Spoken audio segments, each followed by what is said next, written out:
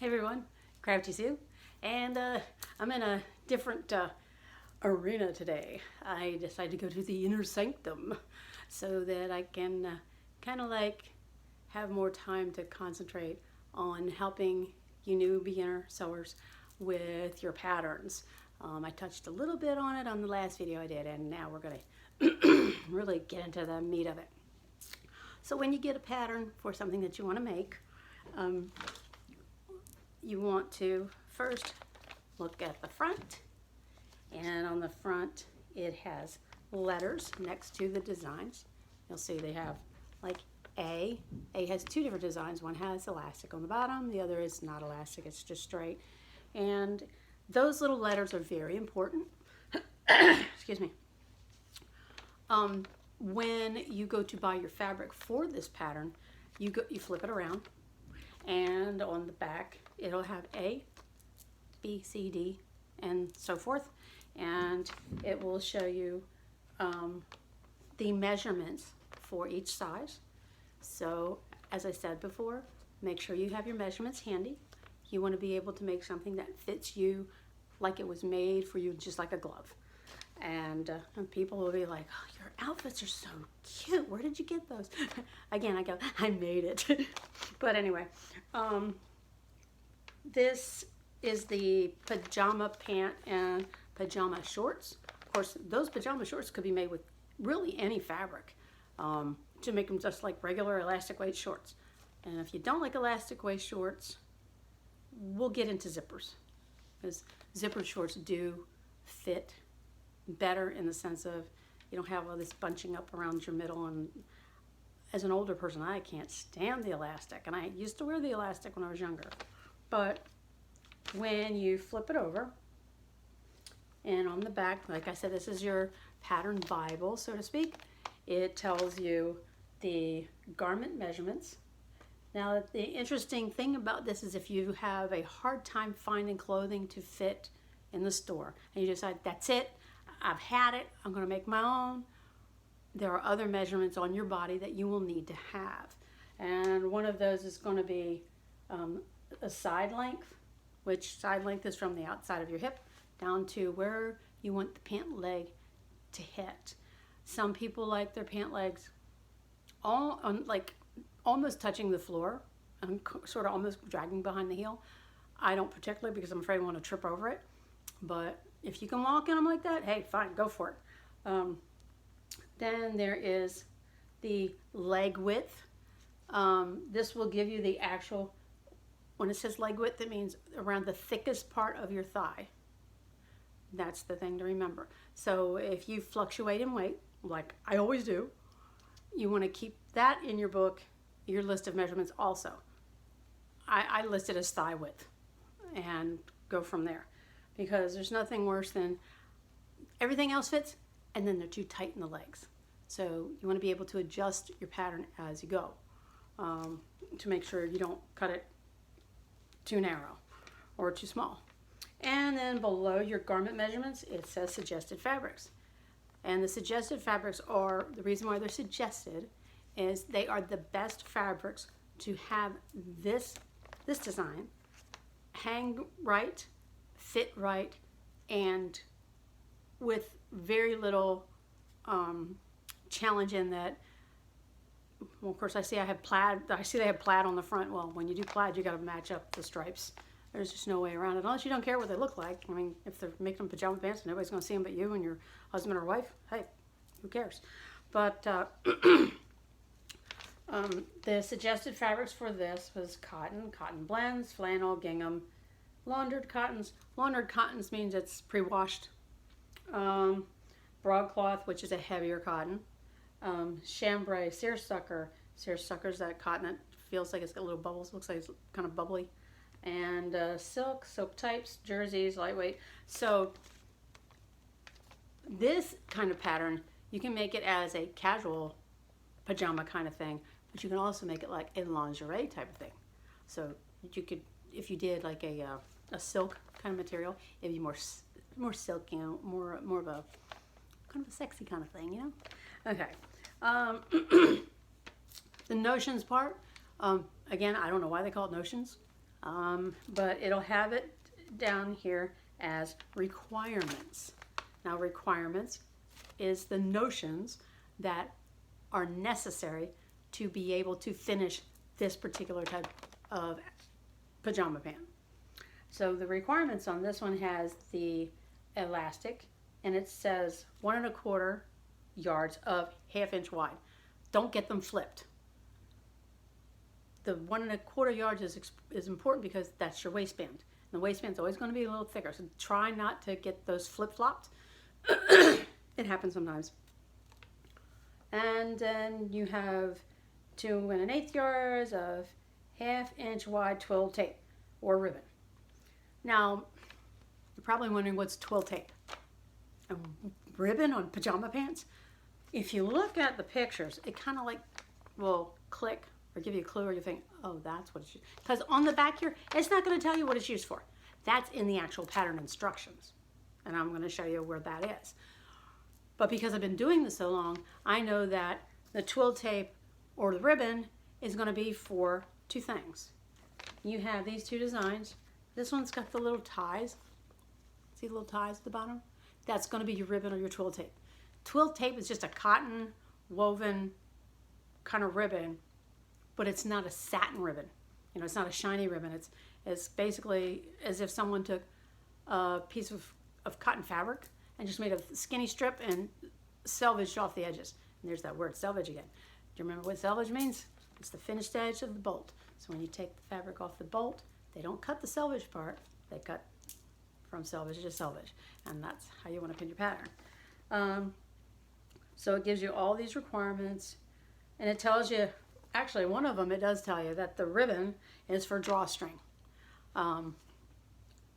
If you've ever bought activewear pants, pajama pants, they'll have that drawstring in the waist part so you can cinch it up so that it doesn't feel too loose. Like if you start losing weight, you can actually tighten it up without having to buy new ones. That's what that's for. Then of course on the other side it's going to have it in a foreign language. I think this is actually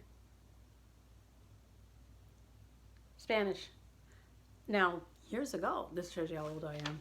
Sorry. They had Spanish and French. Yeah. Now it's just mostly English and Spanish. But this isn't a new pattern either. This is fairly old. I was trying to see if it had the date on it. Keep in mind that a lot of times the pattern you're looking for, they don't make now anymore. If you have a visualization in your mind about an outfit that you've seen either when you were growing up or you saw someone else wearing it and you're like, oh, I'd love to make that. You have to consider, it's just like clothes. Clothing styles change every 10 years. That's what they say anyway. So patterns are no different because people are making these clothes for themselves or manufacturers are making them put on the racks in the stores. So keep in mind, you can always go on eBay, you can go on Etsy, and you can find folks who, through the years, aren't sewing anymore, but they have these boxes and boxes of fabrics, and you can make a great deal on something that's not in, well, let's put it this way, it's in style now, just like it was 40 years ago. That's the craziest thing. When I saw bell bottoms, I went, wait a minute, that's 70s, but they're comfortable. Okay. That's the pattern envelope. Now we've covered that. Remember the letter on the front next to the pictures of the particular outfit you want to make. Make a note of your size, your measurements, and that.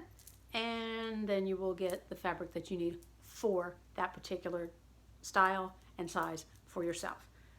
Then when you get home, first thing you're going to do is pull out the paper instructions.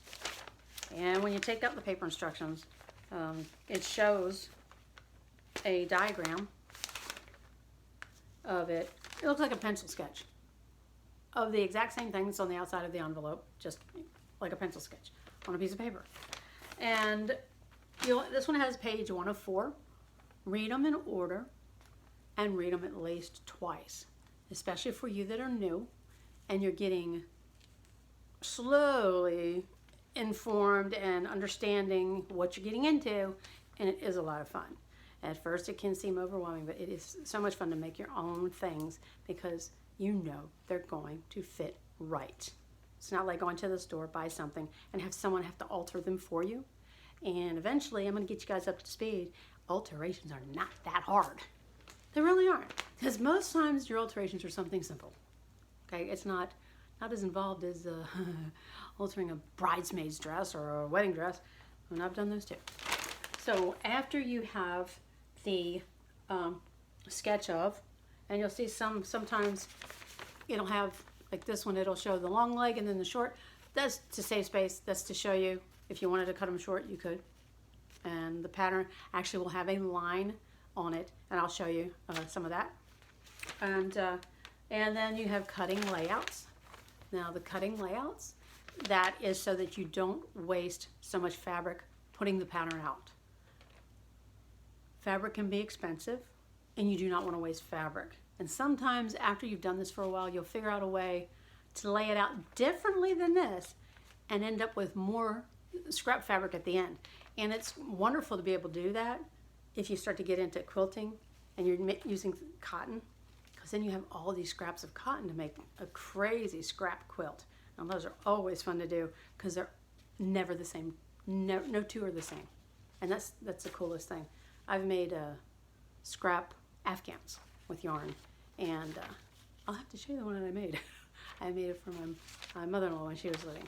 She was always cold. And then you'll notice that the layouts show that the fabric is folded a certain way. Sometimes it'll be folded, and then you'll see in the picture where it says the selvage is the top, selvage is at the bottom, and then there's a fold on the end. Well, they're not always folded that way. Sometimes it's folded skinny long ways, as I call it, and the selvages are together, but it's the whole length. To say you have 3 yards, the whole length of it's like that.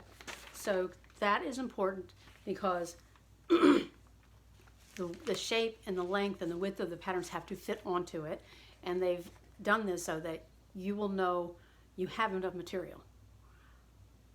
I don't have to, but I do just as a rule of thumb, because sometimes I end up having to alter it a little bit more one way or the other.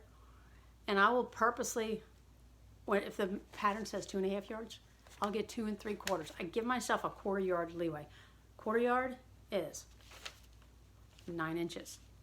That's a good leeway. That's a good safe zone, for lack of better words.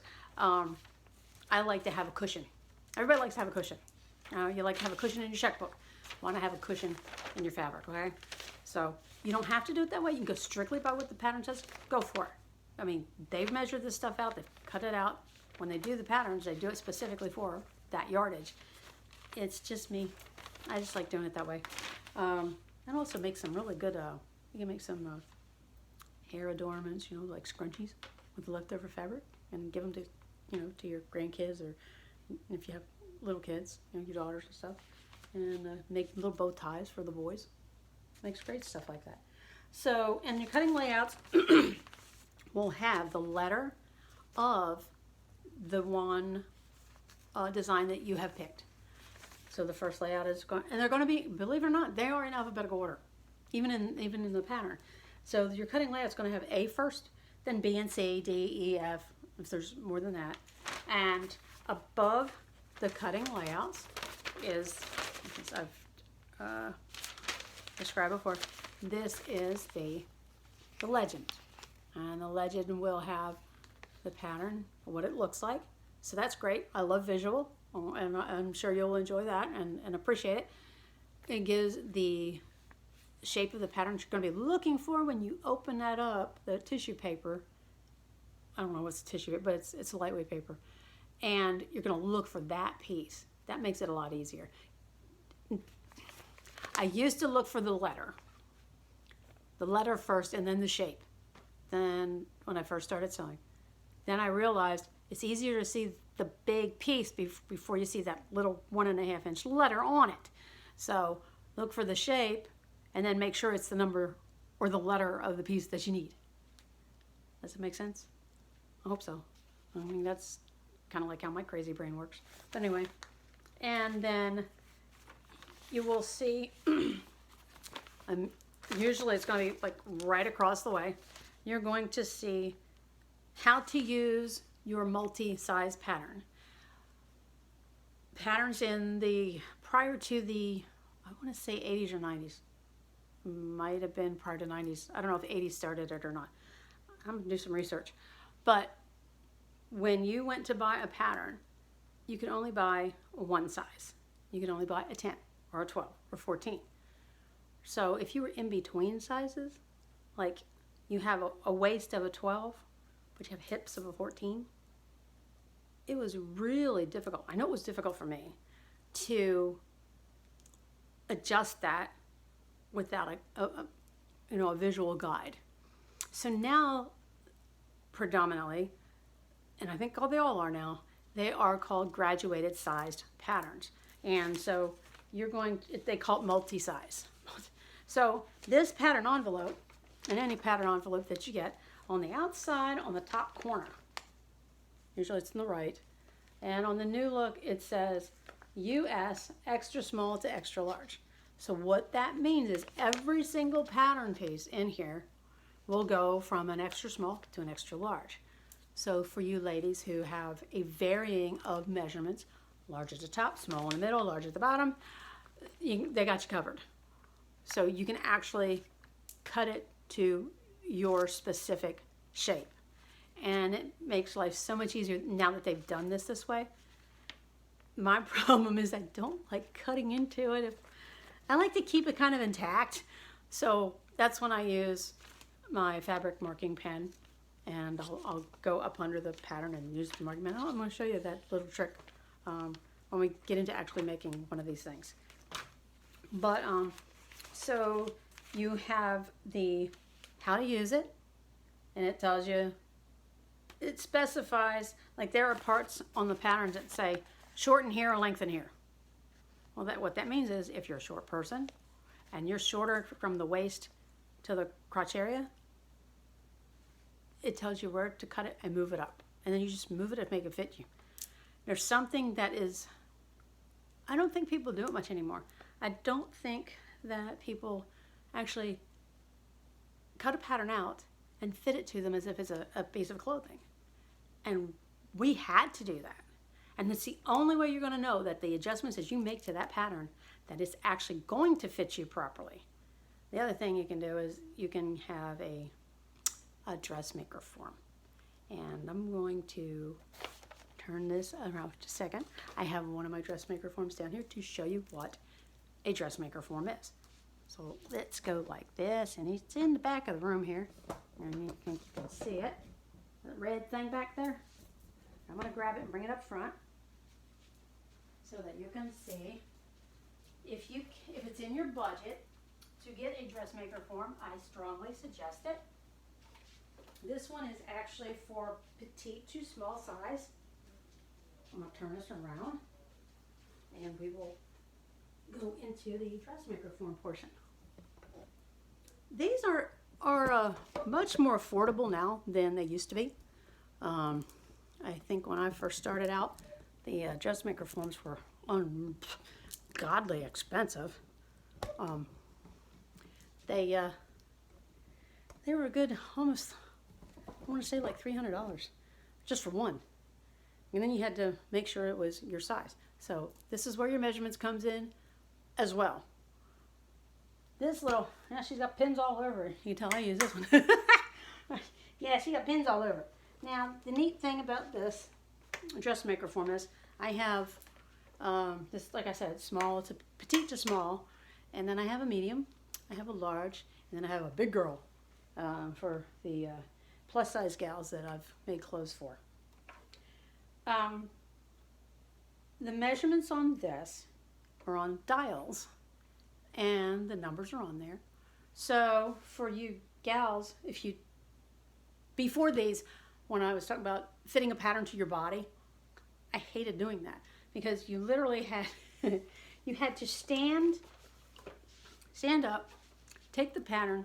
If it had darts in it, you had to pin the darts, and then you put the pattern on you, literally fiddle it physically on you to make sure it was going to fit, and you had to kind of guess. And I always ended up having to make adjustments afterwards anyway, but you know, in theory, yeah, it works, but then, you know, sometimes you just don't like the way it hangs, and then you have to play with it. So if you have one of these beautiful things, it's not so much a chore.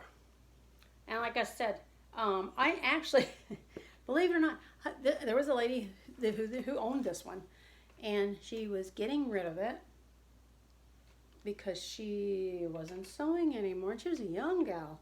And I thought, really? And she sold this little book right here to me for about $45. This is a almost $300.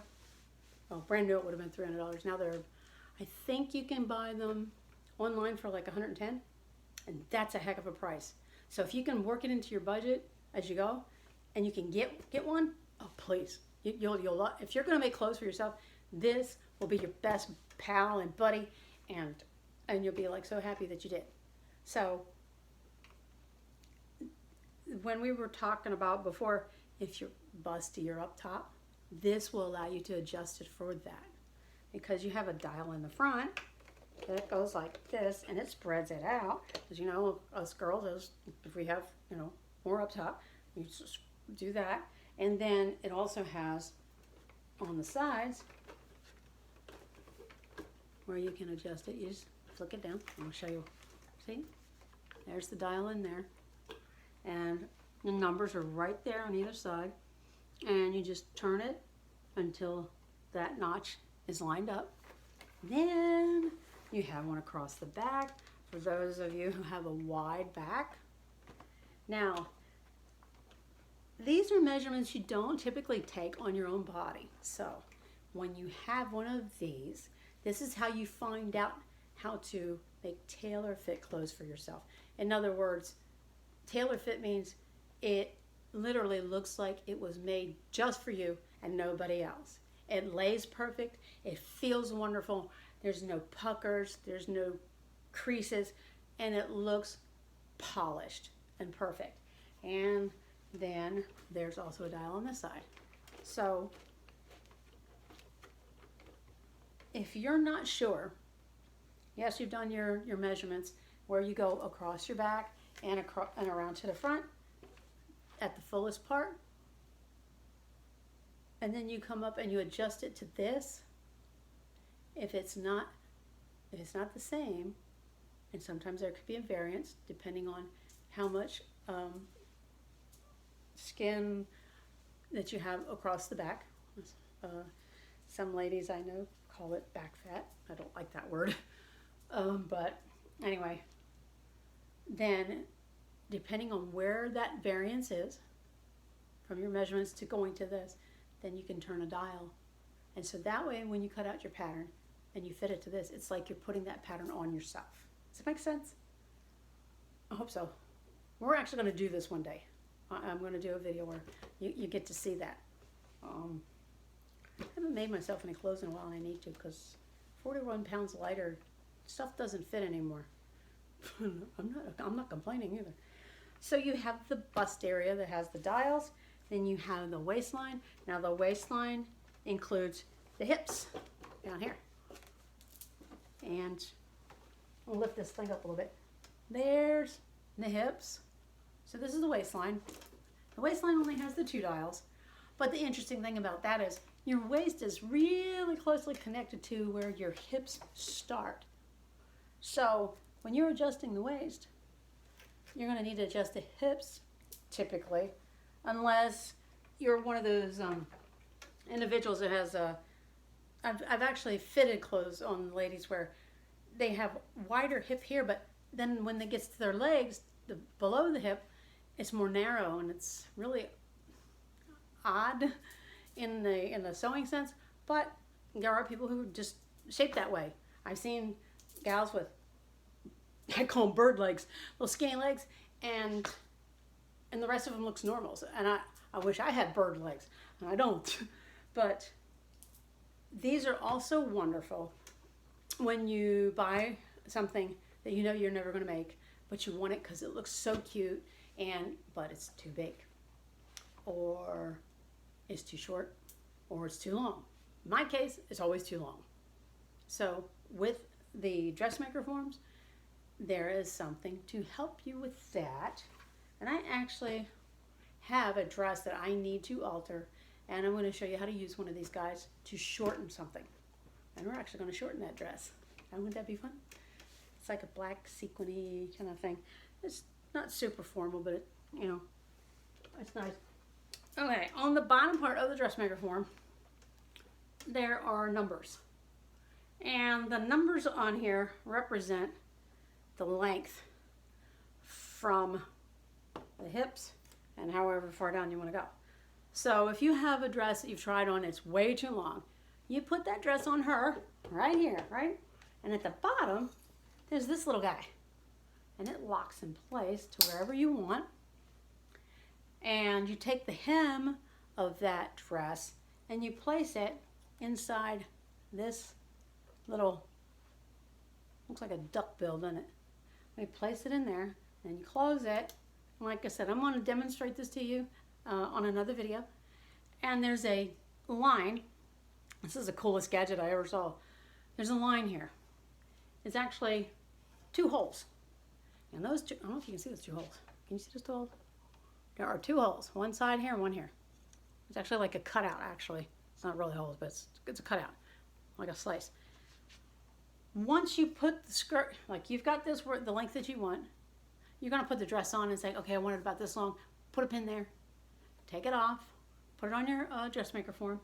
And where that pin is, you want it to sit right where this little space is. And watch this. You're going to love this. You line this up. This is locked in place now, right? Okay. Then you're going to take it and you're going to go like this all the way around the dress, putting pins as you go so that you know that's the bottom of your hem, your new hem. You didn't have to have someone in the room with you to pin it up while you're standing there feeling embarrassed because you have to have clothes altered. You're doing it yourself. That's why I say have fun, create. That's what these are for. The great thing about these is the base part is interchangeable with all of them. I have one that the lady was just getting rid of it. She didn't have a base. I said, it's okay, I got a base at home. And so when I want to use that one, I just take this one off, put it on the base. And so they're interchangeable. So that's why I say if you see someone who has one that doesn't have a base and you do have one with the base, it's usually 10 times cheaper. Like the one that doesn't have the base, $20.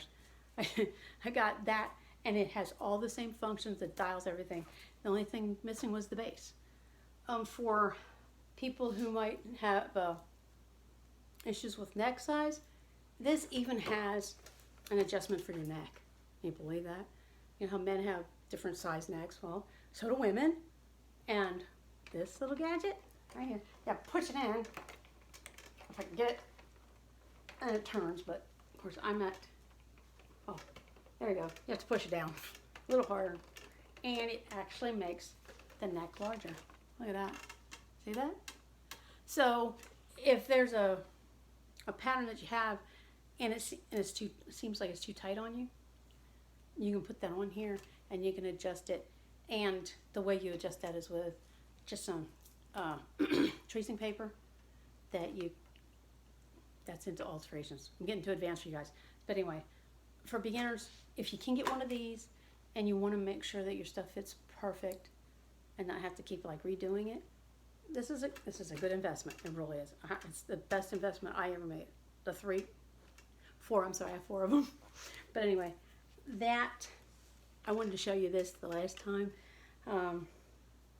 because it just makes my life so much easier, especially when you start making clothes for your family members that start bugging you. Yeah, then you get to know all their measurements too. And that's the fun part. It's like, you were 16, you said you were 10, but you're not. Okay, dressmaker form, great investment. Get 1, 2, 3, whatever. If you just want one for yourself, get one that's your measurements. I got one when I was a lot larger, and then I got the medium one. This one I got because I was doing weddings for little skinny girls. So, but I still use it. I use it to make things just to put online. Then you've got your pattern, you got your instructions, you have your legend that says you need pattern piece 1, 2, 3. I have some of these I did not cut out, and the reason why I did not cut them out, because I knew I wasn't going to use them. So myself, okay, I want view A. I only need piece 1, 2, 3. I don't need 4, 5, 6, 7, 8, 9, 10 because they aren't part of what I'm going to make. So you get out the tissue, and my suggestion is, I'm going to show you this one. I don't think I have really used this one yet. There was another one that was a pajama pant. When you take it out, it's typically different pieces folded up in sections. And so you're going to have a section like this, and like this, and like this. Actually, that one looks like I used it because it's kind of crinkly.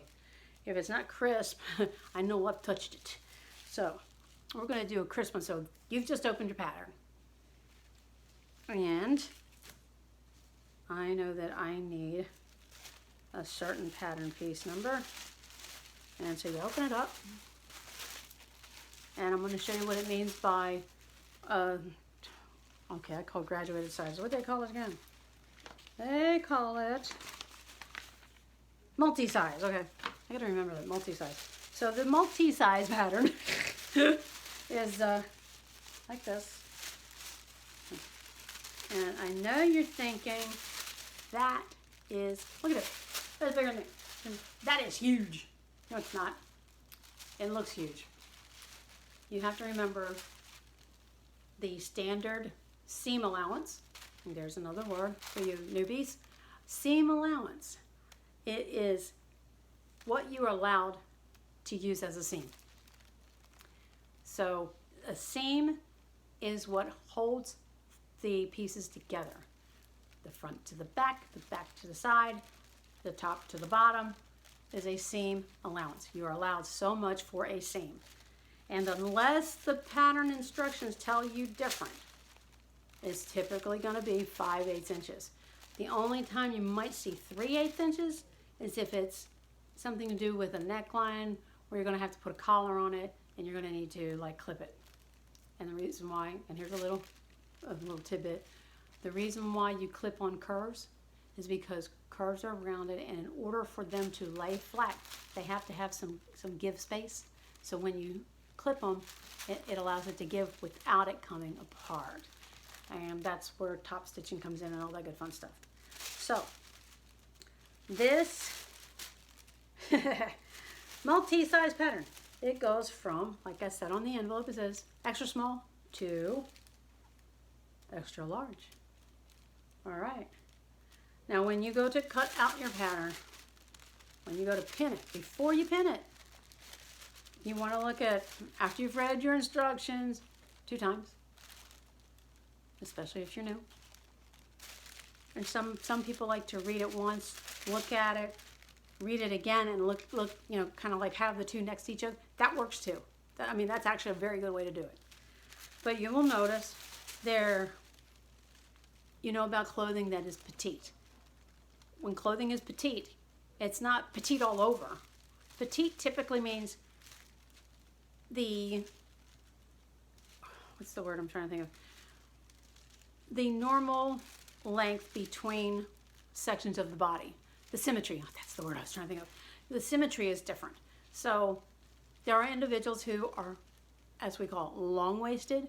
So when you see someone and it's like, they have short legs, but their waist seems like it goes on, from their top body. It looks like it's like, wow, that's really long. I have a kid like that. He's long-waisted. He was hard to fit clothes for most of his life. He caught up eventually, but so that's where on patterns, especially pants, and that's why I brought these out, because it's important. If you cut these without measuring your natural waistline to they call it the gusset area, between your legs.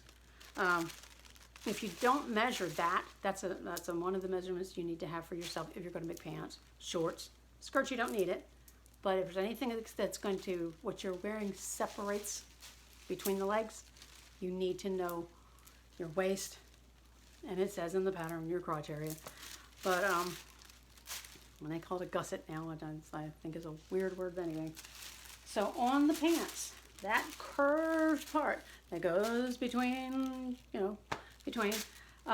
there is, and it says right on here, crotch line. Anyway, so that is where, if you are petite, a petite person, let's see, I am a combination of petite and average. That section is petite. Everything else is average, except my legs are short. So that's petite. But everything in between, it's all average. It's frustrating.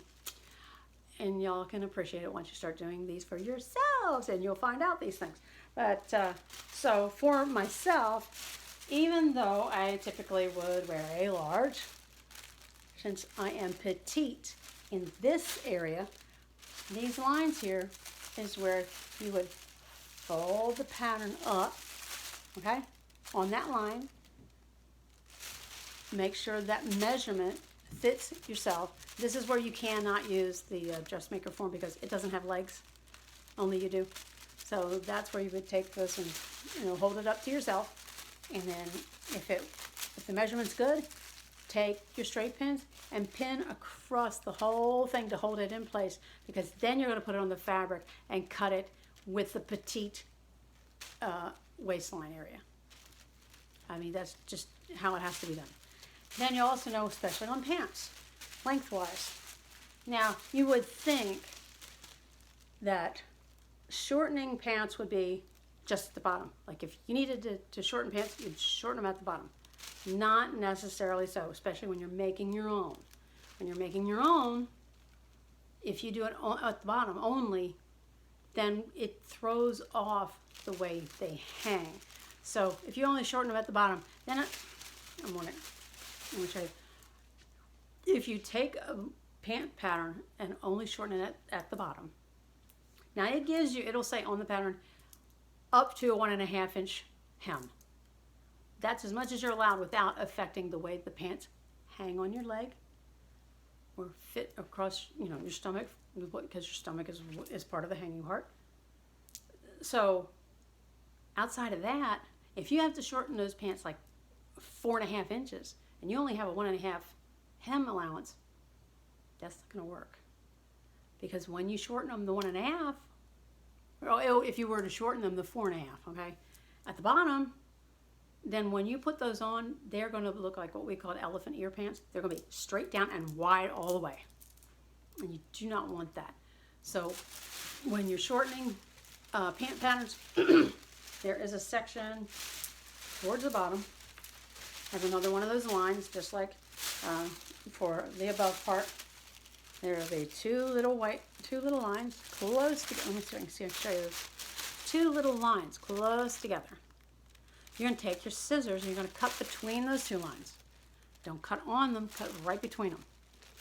And when you do that, then you're going to take the bottom part and move it up for that other 2 inches or whatever, pin it to it, then hold it up to yourself and make sure the length is going to be good, plus that 1.5 that you're going to hem up anyway. I hope this isn't too overwhelming, but that's why I say read the pattern twice. If you know someone who has done some sewing, just call them up and say, hey, I'm having a time. I just want to make a pair of pajama pants and I need some help. I'm sure they'll be happy to help you out. And like I said, you can always, bend my ear. I would love to, I love having sewing class students via internet. It's really cool, actually.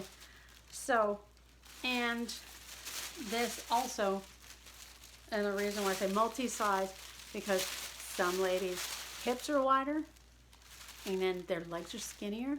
So this way with this, you literally just gradually cut into the width that you need on it. And that's probably why I don't cut them, because I don't want to mess them up. And if I end up making a pair for somebody else, I don't want the pattern to be a whole pattern. I've been known to have 2 of everything when it comes to patterns, one for me and one for everybody else. So that's just one of those things. On your patterns, it'll say that it's recycled paper. That's why it's so flimsy, because it's been, you know, reused and reused and reused. So it's good. It's good for nature. It's good for our environment. It's good for the earth. It's good for the planet. On the patterns, you will have instructions in several languages. You'll have it in English, French, Spanish, German, and I'm not sure what the other one is. It's not Russian. It might be Polish. I don't know. That could be. And each piece will have the matching pattern number on it. So this says 6859. It's going to be in a box on every pattern piece. It's going to have the pattern number, the size, multi-size, and this one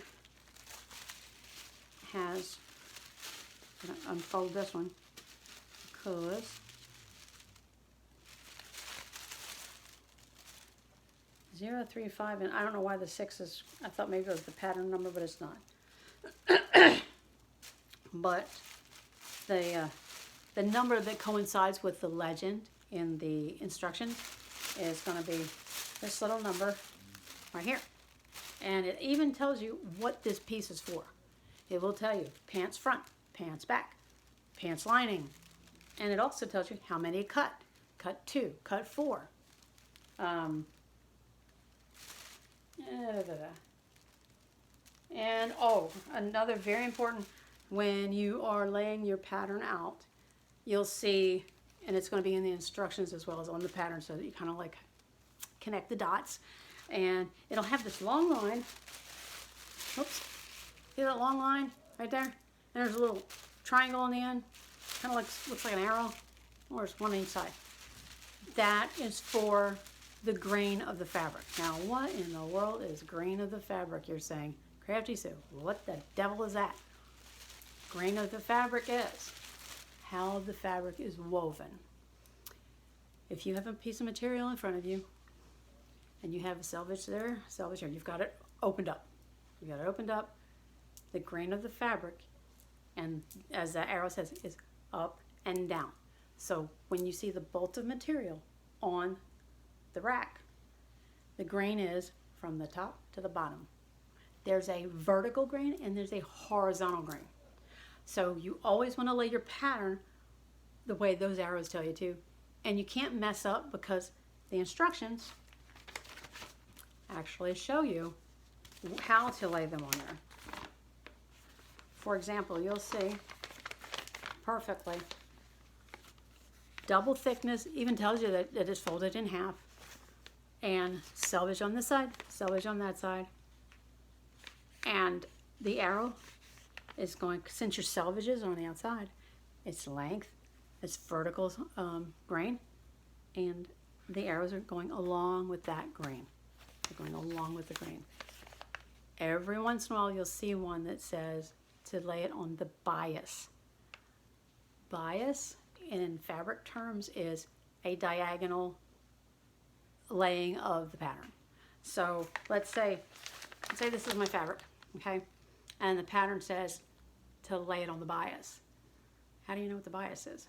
Well, when your fabric is folded in half like this, the bias is where it might have a little stretch, may have not very much stretch, or a lot of stretch.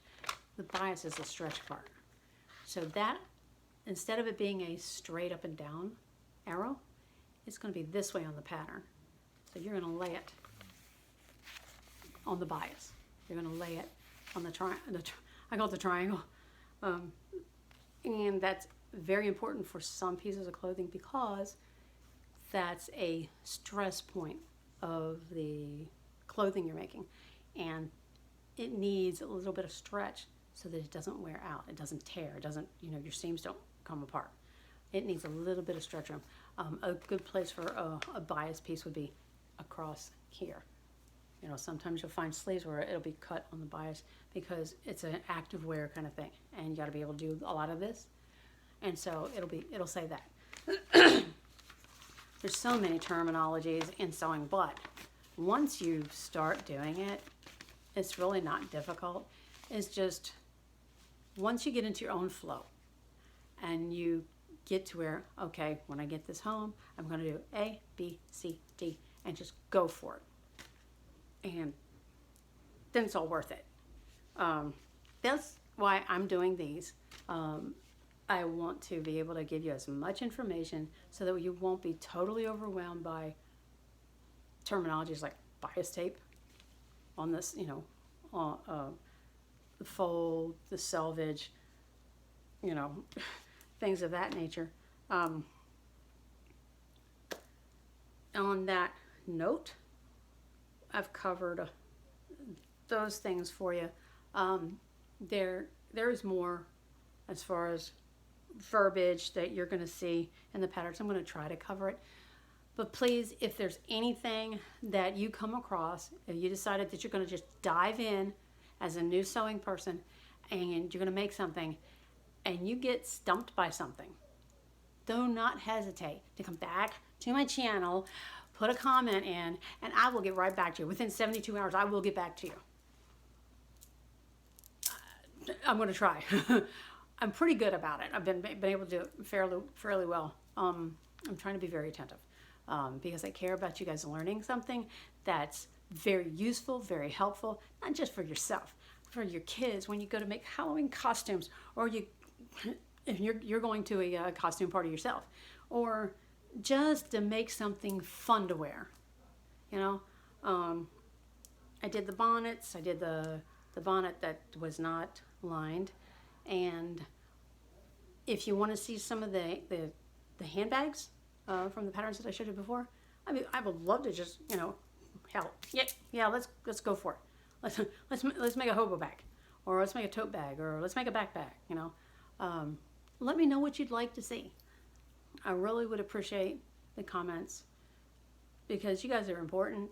Yeah, this makes retirement all worthwhile. I get to do something I love to do, and I get to share, and I get to help you all learn a craft that we don't want sewing to die, because we all got to wear clothes, for Pete's sake, right? Why not wear them to fit?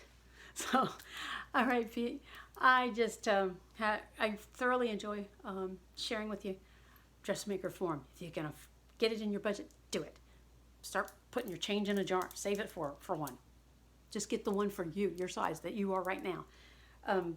These will have a size range. So if you're a 34 now, if you lose some weight, I think it goes down to like 32. So you can still use the same dressmaker form. You're not locked into a one size pattern with it. And if you're a larger gal, like I think my 36 one goes up to 42 or 43. So if you gain weight, you're good too. So these are not a one size. They are a multi-size, item for all us multi-size girls. Be happy, find joy, create, and just keep on sewing.